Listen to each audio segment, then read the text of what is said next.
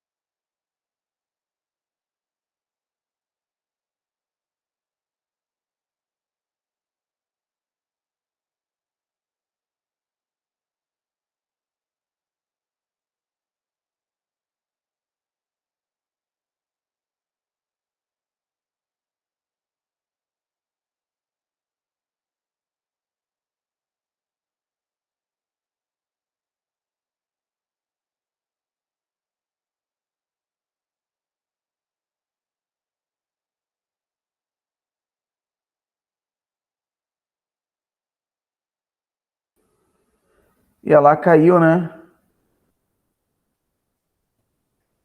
É estranho eu ter caído da reunião. Tudo bem, Francimar?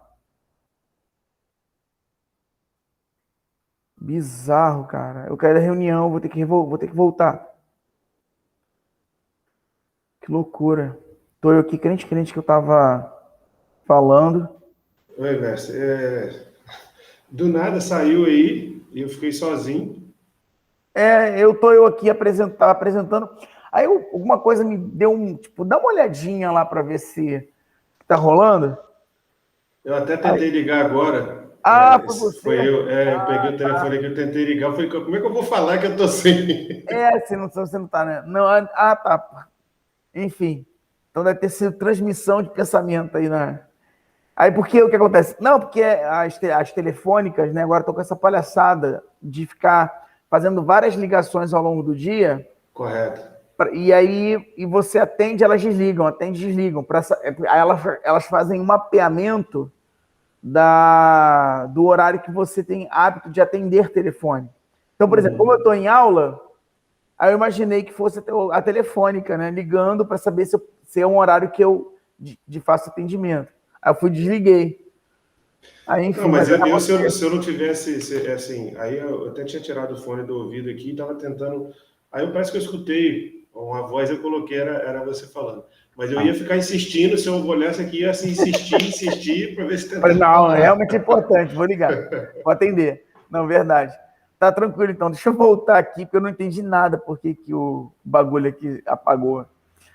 Eu tava. Eu tava falando do cara aqui do presidiário, correto? Até o maluco presidiário, você ouviu? Não, quando você foi começar a apresentação, sumiu tudo. Ah, tá.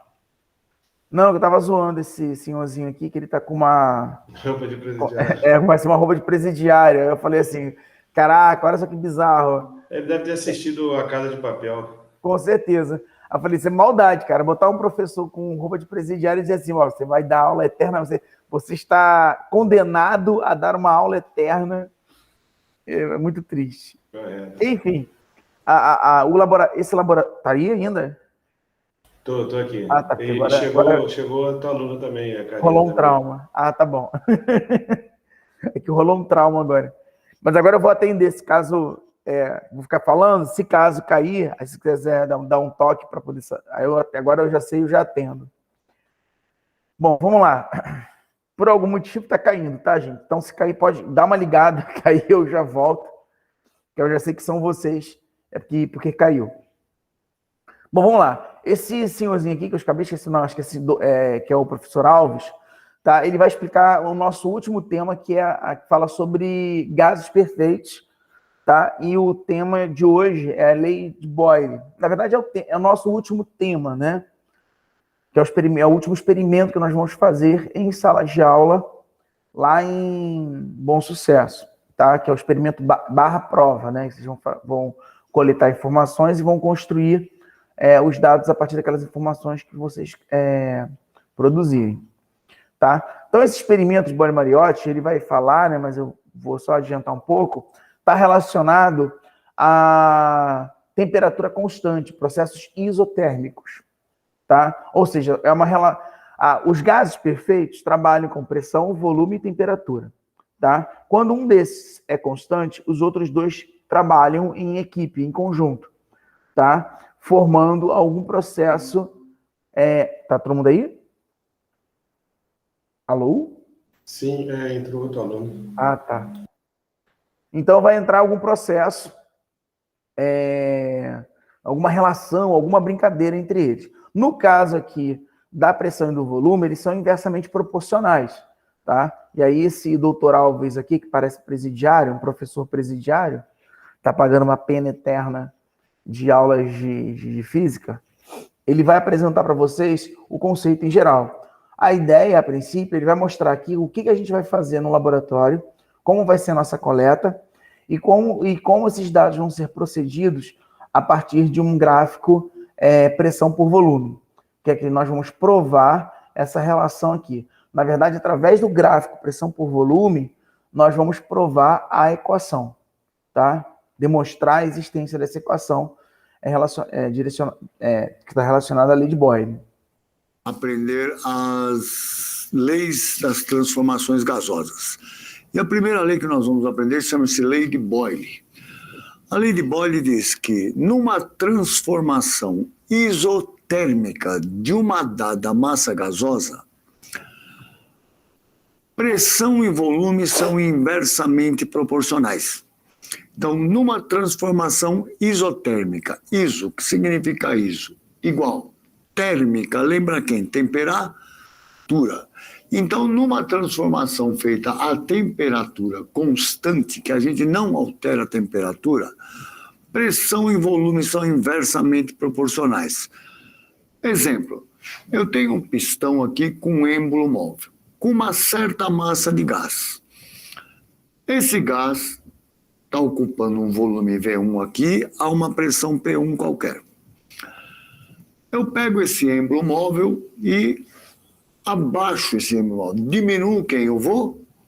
Lume, que o gás está ocupando. Quando eu diminuo... Lembrando, gente, que as leis dos gases, ela remete, ela se desdobra para o futuro, para as máquinas térmicas também, tá? Para o conceito de máquina, conceito de produção de energia a partir de variação de um desses três termos, ou de todos, ou de dois deles, tá? Que seria pressão, temperatura e volume. A famosa CNTP, tá? Condições naturais de temperatura, pressão e volume. Então, depois desse vídeo, eu vou apresentar o experimento e logo em seguida eu vou apresentar um vídeo que fala sobre a história das máquinas térmicas. E aí vocês vão poder compreender um pouco a importância desse conceito em uma análise experimental. O volume, o que vai acontecer com a pressão? A pressão vai o quê? Aumentar. Se eu novamente inverter, aumentar, levantar o êmbolo, aumentar o que eu vou, lume, a pressão vai o quê? Diminuir.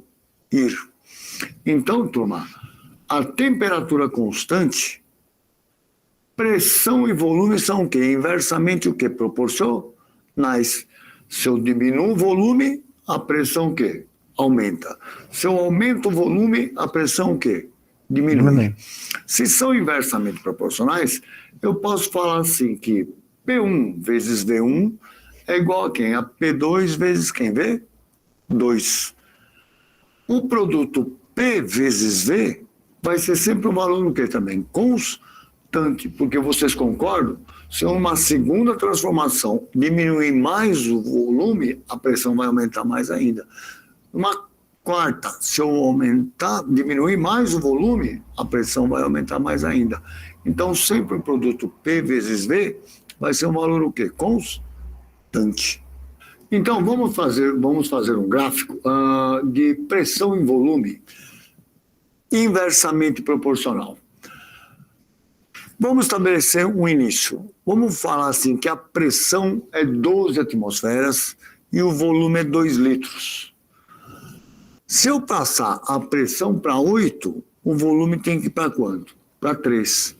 Porque como o produto P é inversamente um valor constante. Então, vezes 2 tem 24. 8 vezes 3 tem que dar 24. O volume tem que ir para 3. Tá? 8 vezes 3, o quê? 24. Tanto que todos os produtos aqui, ó, se você multiplicar todos eles, tá, você vai encontrar o valor igual a 24. Tá? Que é um valor constante dado aquela condição inicial ali, tá? Se a pressão passar para 6 atm, o volume tem que passar para 4 litros. Se a pressão passar para 4 atm, o volume tem que passar para 6 litros. Se a pressão passar para 3 atm, o volume tem que ir para 8 litros. E mais uma, se a pressão passar para 2 atm, o volume tem que ir para 12 litros. O produto PV sempre tem que dar quanto? Constante. No caso aqui, sempre quanto? 24. Então, vamos colocar no gráficos aqui. Pressão, volume. Quando a pressão for 12 atm, o volume vai ser 2 litros. Eu marco aqui. Quando a pressão passar para 8 atm, o volume vai passar para 3 litros. Eu marco aqui.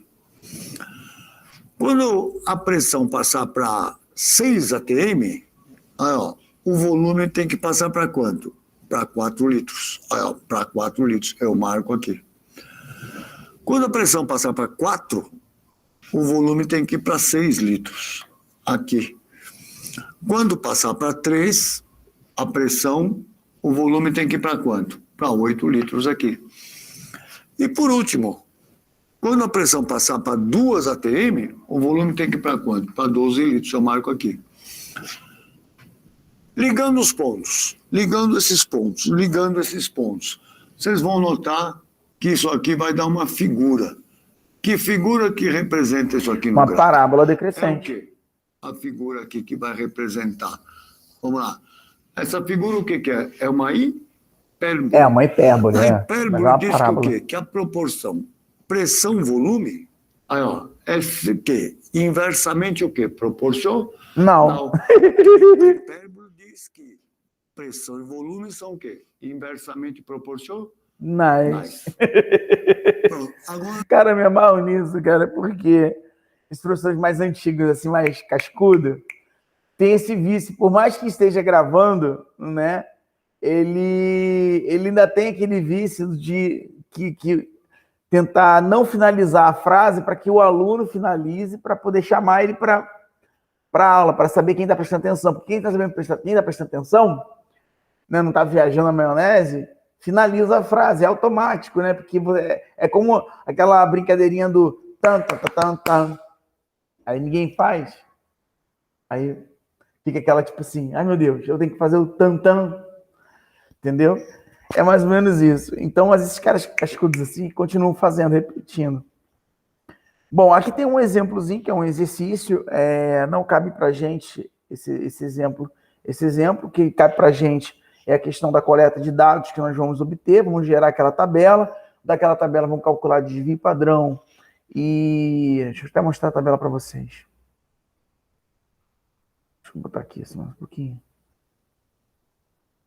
Onde ele mostra a tabela? Aqui. Ó, essa tabelinha aqui, ó, vocês vão calcular o desvio padrão do P, da pressão, o desvio padrão do volume. E aí, quando vocês calcularem o desvio padrão da pressão, significa que você vai saber qual é a variação para cima e para baixo de cada ponto na vertical. Cada ponto na vertical aqui, ó, qual é a variação.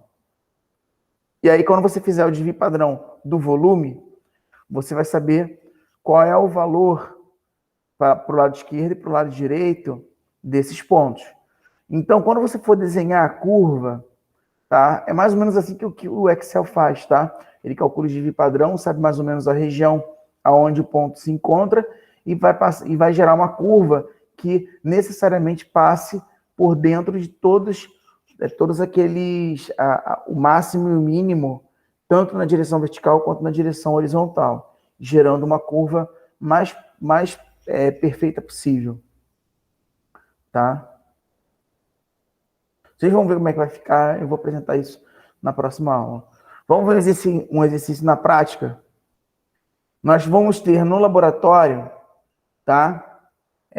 Francimar, vocês estão aí, né? Francimar? Sim, estou aqui. Tá bom. Então, vamos lá. Então, vai ter um exercício parecido com esse no laboratório, tá? Que nós vamos usar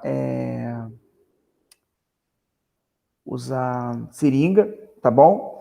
E vamos calcular o volume o volume que vai variar dentro do sistema e a pressão que vai ser apresentada em um medidor de pressão, tá?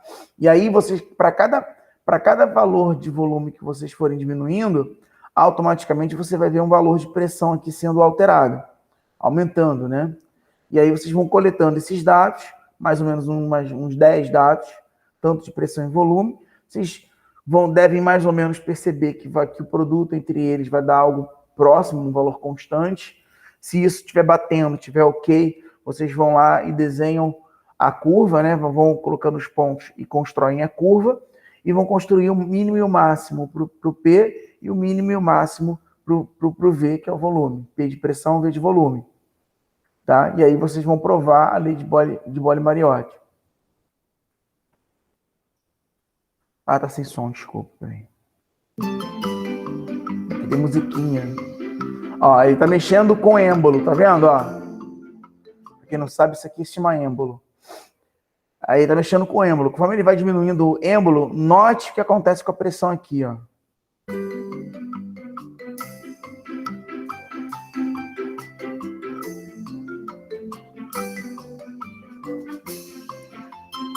É isso, ó. Vai ter um maluco lá, um calango, que vai estar anotando um determinado valor. Vocês vão estar organizados, né? Aí, por exemplo, ó, quando passar de 2 em 2, sei lá, no 12, no 10, tarará, aí alguém anota, por exemplo, o valor da pressão que vai estar marcando, entendeu? Vocês têm que se organizar, tem que ser dinâmico. Por quê? Porque o processo, ele não é fechado 100%. Você tem uma saída de ar. Por isso que quando a gente trabalha gases perfeitos, pré-assumindo que o sistema é perfeito. O sistema não é perfeito. Vocês vão encontrar uma variação dentro desse processo, porque escapa um pouco de ar, a pressão acaba não se batendo igual a pressão interna ali do sistema, enfim. Às vezes tem um erro de quem está fazendo comprimindo, tem todo um monte de possibilidades de situações que vão gerar erros ou vão gerar dados inconsistentes durante o relatório. Não é que isso é ruim.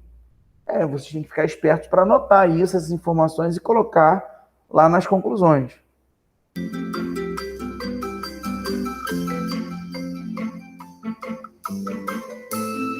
Ó, ele está dando um macetezinho, ó. É necessário dar leves toques no equipamento para uma resposta mais rápida no manômetro, no momento da leitura. Por quê? Se você não der uma porradinha, o manômetro ele agarra, tá? Porque é um sistema que não é perfeito, né? É um sistema que sofre atrito, enfim. E ele pode prender.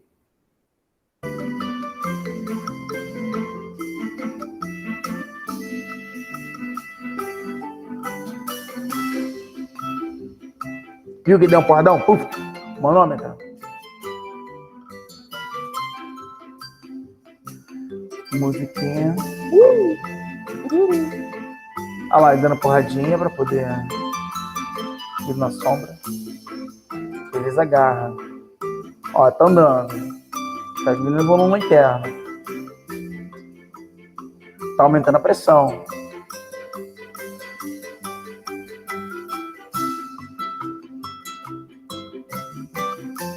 Nota que dá uma paradinha, tá vendo? Ó?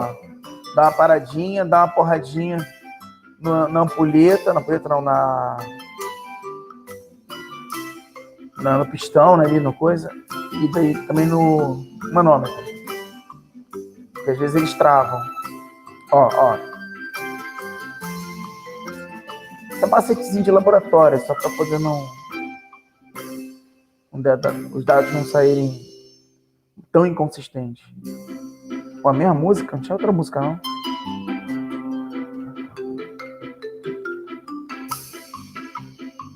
E taca a porradinha. Tudo isso aí são informações, ó, dados, ó.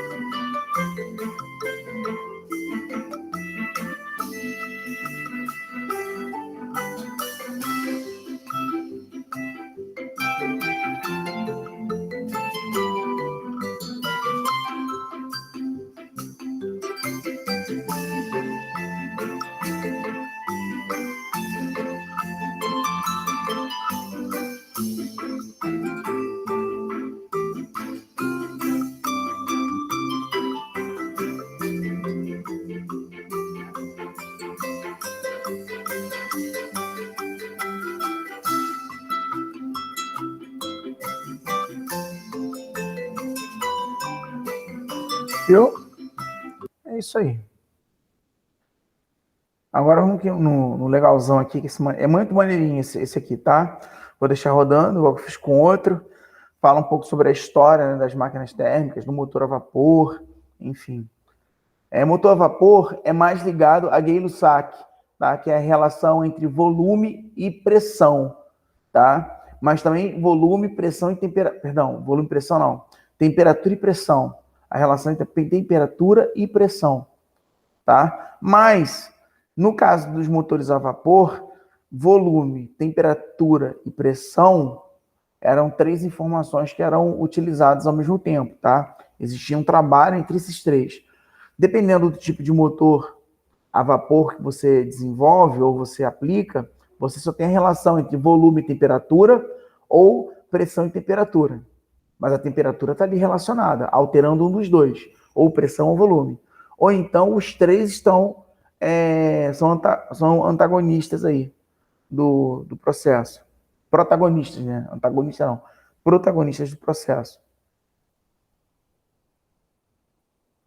De novo, deixei sem som. Para ela, sem perceber a potência que estava disponível logo ali. No vapor diante de seus olhos.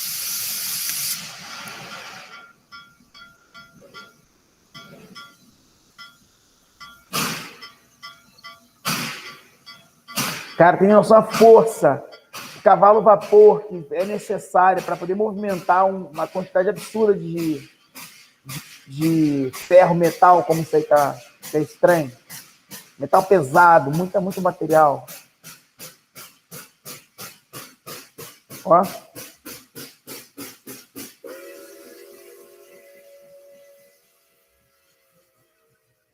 A história do motor a vapor é muito antiga e começa com um brinquedo feito pelo grego Héron de Alexandria, por volta do ano 100. Podemos dizer que este foi o primeiro motor a vapor da história, a Eulípila. Seu funcionamento era simples. O vapor de uma pequena caldeira subia por 2 braços para uma esfera com 2 jatos tangenciais, que ao sair o vapor, fazia com que a esfera girasse com velocidade. Era, sem dúvida, muito divertido de assistir se você nunca tivesse visto nada além de carroças, mas ficava nisso. Somente em 1698, quase 1.600 anos depois, é que Thomas Savery, um engenheiro militar inglês, voltaria a utilizar o vapor, mas agora para realizar trabalho no bombeamento de água nas minas inglesas, o que ele chamou de motor para levar a água pelo fogo. Para inventar seu motor a vapor primitivo, Savery inspirou-se nos trabalhos de um físico britânico nascido na França chamado Denis Papin. Papin era um cara observador e criativo. Em 1679, ele inventou o que ele chamou de digestor a vapor, mecanismo para amolecer ossos, hoje em dia conhecido como panela de pressão. Ao observar em seu fogão que o vapor confinado na panela tendia a levantar a tampa, Papin teve a ideia de criar um recipiente hermeticamente fechado, com uma válvula que permitisse o escape de parte desse vapor, evitando assim que a pressão explodisse a panela. Após isso, Papin cogitou utilizar vapor para acionar um pistão em um cilindro, o que seria o projeto básico para os primeiros motores a vapor. Mas no primeiro momento ele ficou apenas no campo teórico. Denis Papin também realizou diversos outros estudos, como o projeto de um submarino, uma pistola de ar, um lançador de granadas e bombas de sucção. Os estudos com bomba de sucção de Papin e sobre o vácuo de Torricelli foram utilizados por Thomas Savery para criar um mecanismo que pudesse puxar a água do fundo das minas de carvão. Um grande problema da época. Na verdade, um assunto de vida ou morte para a indústria de mineração da Grã-Bretanha. As minas rasas estavam sendo exauridas e os mineiros tinham que cavar cada vez mais fundo, onde a infiltração se tornava um problema cada vez maior. Com a intenção de retirar a água, ele construiu uma máquina equipada com uma caldeira, compartimentos, válvulas e torneiras que eram acionados manualmente, com a potência de 1 HP, e que ele chamou de o amigo do mineiro. A máquina funcionava assim. A caldeira, com água fervente, produzia o vapor que era direcionado a um cilindro através de válvulas manuais.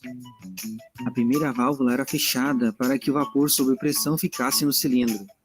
Então o cilindro era pulverizado com água fria na parte externa para diminuir a temperatura, condensar o vapor e diminuir a pressão interna, criando um vácuo parcial, a ideia de Papin. Com a abertura da segunda válvula, a diferença de pressão fazia com que a pressão atmosférica empurrasse a água para dentro do cilindro.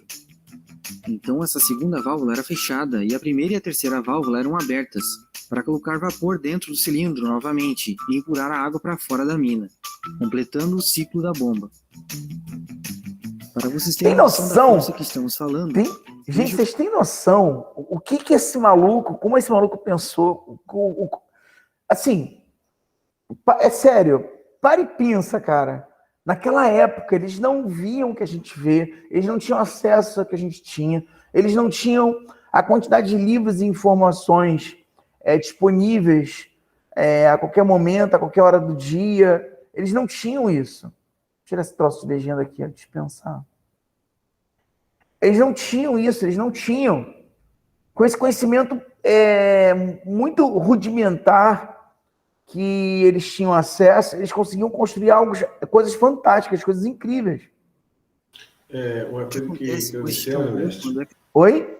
uma coisa que eu observo é que eles antigamente tinham um tempo que, vamos dizer assim, era a favor deles, né? Eles não tinham essa pressão que a gente tem hoje de ter que resolver o problema. Então eles tinham a condição de observar, passava-se um mês, um ano, 2 anos. Viajar, eles tinham que viajar, às vezes, para vários lugares. Então, nesse tempo, tinha que viajar 3, 4 meses para poder ir para um país, para poder buscar um livro, uma informação, um dado que ouviu-se falar, que foi comentado em algum jornal da época e tal.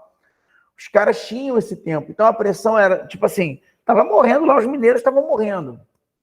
Mas o cara tinha o tempo dele. O cara tinha o projeto de vida de resolver um problema que era a questão da água. Estava enchendo o acesso onde os mineradores estavam trabalhando. E aí ele teve lá, sei lá, 1, 2, 3, 4 anos para desenvolver isso. O que a gente considera como pressão hoje para semanas ou dias, o que era pressão para eles era assim, era dado em anos, entendeu? Que é bem diferente de hoje. Mas e esse que é o legal, né? Como eles conseguiam, através de pouquíssimas informações, condições de informações, deslumbrar o que acontecia ao seu entorno e usar aquilo ali a seu favor. Hoje nós não somos nada sem esse conhecimento antigo implantado no nosso dia a dia. Fechada a válvula de saída de vapor de água fervente e se libera água. Oi? Alguém falou alguma coisa? Não? Não, é do próprio vídeo, o cara que fala. Pode falar, desculpa. Não, é o próprio vídeo, o cara que fala. O cara fala alguma coisa, né?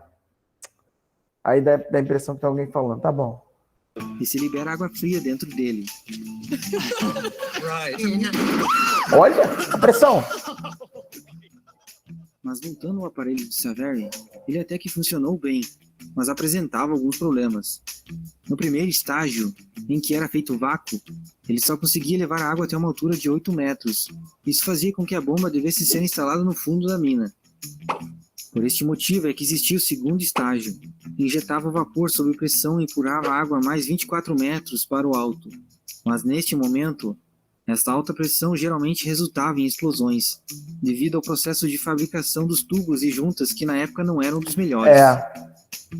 Foi necessário que Thomas Newcomen, outro inglês, desenvolvesse um motor que viria a se tornar extremamente importante para a Revolução Industrial.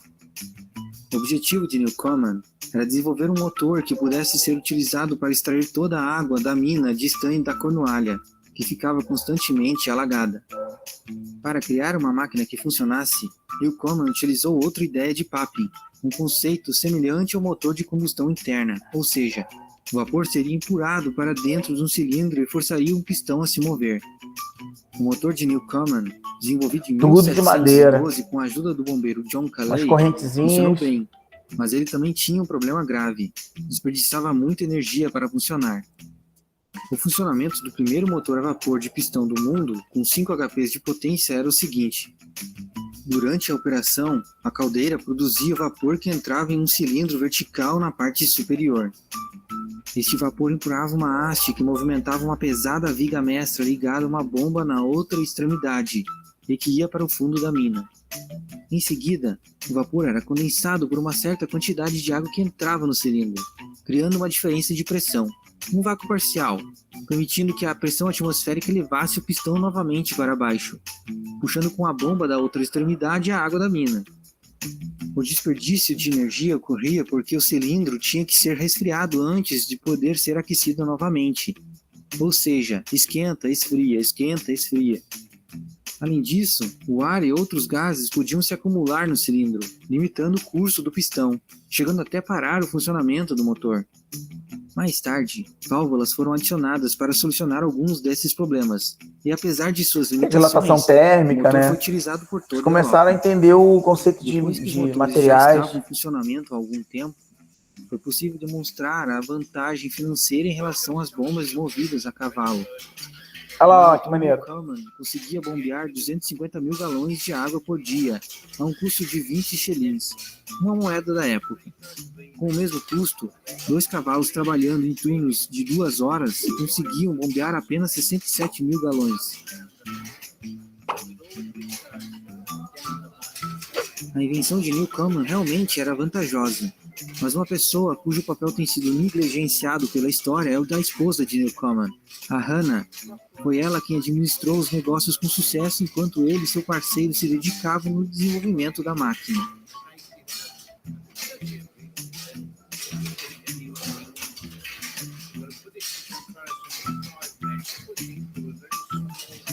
Voltando à máquina, Muito louco, quando olha lá eles foram tirando a registrar água. a patente, Lá se com- depararam com um fato no mínimo frustrante. O problema é que a patente da bomba a vapor de Savary, aquela das válvulas, era muito ampla. Ela abrangia qualquer recipiente que fosse utilizado para elevar água ou mover moinhos pela força impelida do fogo. Para contornar o problema, patentear a bomba de pistão e ganhar dinheiro com a invenção, Newcomen teve que formar uma empresa envolvendo Savary. O projeto de pistão de Newcomen efetivamente criou a separação entre a água bombeada e o cilindro utilizado para criar a potência, mas a sua baixa eficiência, utilizando entre 0,5% e 1% da energia, acabou gerando um grave efeito colateral na época. Por causa de sua ineficiência, o motor de Newcomen queimou grandes quantidades de carvão, Muito carvão. produzindo um manto de poluição característico da Revolução Industrial na Inglaterra. Para termos uma noção da poluição na época, o canal Integrando Conhecimento abordou neste vídeo uma poluição semelhante em 1952, mais de 100 anos depois, devido à queima de carvão. Mais tarde, o poeta William Blake chamaria essas máquinas de moinhos satânicos escuros. Mas uma outra pessoa estava entrando em cena para melhorar isso, e daria um salto na evolução da máquina a vapor, de modo que ela se tornaria essencial para impulsionar a Revolução Industrial. Olha Essa que lindo. pessoa era James Watt. Watt nasceu na Escócia, Watt, gente. filho de um fabricante James e proprietário Watt. de barcos. Agora você Possuía sabe uma onde está a tremenda unidade, habilidade Watt. mecânica e por conta disso abriu uma oficina, onde construía e consertava instrumentos. Watt viu pela primeira vez o motor a vapor de Newcomen em 1764, quando examinava uma maquete trazida a ele por um cliente. Ao analisar a máquina, ele percebeu que ela precisava de uma melhoria drástica na eficiência. Pensando nisso, a primeira grande inovação de Watt foi criar um condensador separado do pistão, para que o vapor não tivesse que ser resfriado no mesmo cilindro que continha o pistão. O que ele fez foi colocar o condensador constantemente mergulhado na água. Vale lembrar que na máquina de Newcomen, era no momento de condensar o vapor que se criava o vácuo parcial que trazia o pistão de volta e puxava a água da mina. Mas no motor de Watt, nesse momento, ele também injetava vapor sob pressão no pistão, ao mesmo tempo aumentando a potência. Veja a abertura da válvula 1 e 3. E o movimento de retorno do motor se dava pelo próprio peso da bomba no lado direito, momento em que a válvula 2 era aberta igualando a pressão nos dois lados do pistão. Essas melhorias significavam que o cilindro do pistão não necessitava mais ser aquecido e resfriado constantemente. Ele permanecia a uma temperatura constante, diminuindo assim o consumo de combustível, aumentando consideravelmente a eficiência do motor. O próximo passo foi adicionar válvulas que direcionavam o fluxo do vapor alternadamente no pistão, fazendo com que o motor funcionasse com maior velocidade e potência. Outra melhoria foi a adição de um sensor de controle de rotação. Olha a roda funcionando. Essas duas esferas girando. Quando o motor acelerava muito... Presta atenção, isso aqui já começa, é o iniciozinho do trem, tá? Iniciozinho das máquinas a vapor. Das máquinas a vapor, que eu digo as máquinas que geram movimento, os carros, os trens, os barcos a vapor, tá? Aí, depois que eles entenderam esse conceito, que era uma necessidade com relação à questão da mineração de carvão, tá?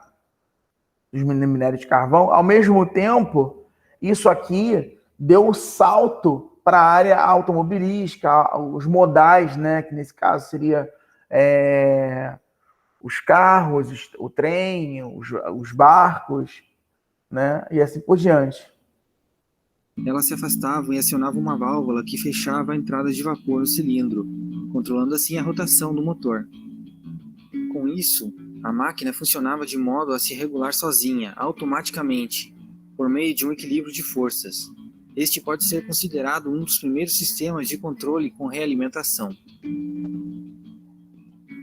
Watt também desenvolveu um motor que permitia gerar um eixo, em vez do movimento de bombeamento para cima e para baixo. Para isso, ele colocou um volante de inércia, essa grande roda girando, que fazia com que o motor tendesse a manter-se em movimento devido à grande inércia. Isso permitia uma transferência de potência mais suave do motor para o eixo de carga de trabalho. Watt construiu um protótipo com 10 HPs de potência e o tornou público em 1769, com a máquina sendo anunciada como uma nova maneira de diminuir o consumo de vapor e combustível nos motores. E foi exatamente isso que a máquina fez, reduzindo em torno de 75% a quantidade de combustível necessária. Lembre-se, eles começaram com um HP, tá? E aí, já em um período aí de 50 anos, em média, eles conseguiram chegar com Watt a 10 HPs. Watt conseguiu patentear sua invenção, já que ela era bem diferente do modelo de Newcomen. E pouco tempo depois, Watt recebeu uma proposta de negócios do industrial Matthew Boulton, que mostrou interesse pela novidade. Watt aceitou fazer a sociedade com Boulton, fundando em 1775 a Boulton & Watt, um nome pouco criativo. E pouco tempo depois, sua máquina o tornou rico, o que realmente importa. Apesar de ter ganho muito dinheiro, Watt continuou trabalhando no aprimoramento de sua máquina e também em outras invenções. O motor a vapor continuou a evoluir durante a vida de Watt e até mesmo após a sua morte, tornando-se importante em um momento expressivo da história, fornecendo energia para navios e trens. Watt recebeu diversas homenagens em vida e após a morte, mas a mais importante foi ter seu nome, Watt, utilizado como unidade de potência.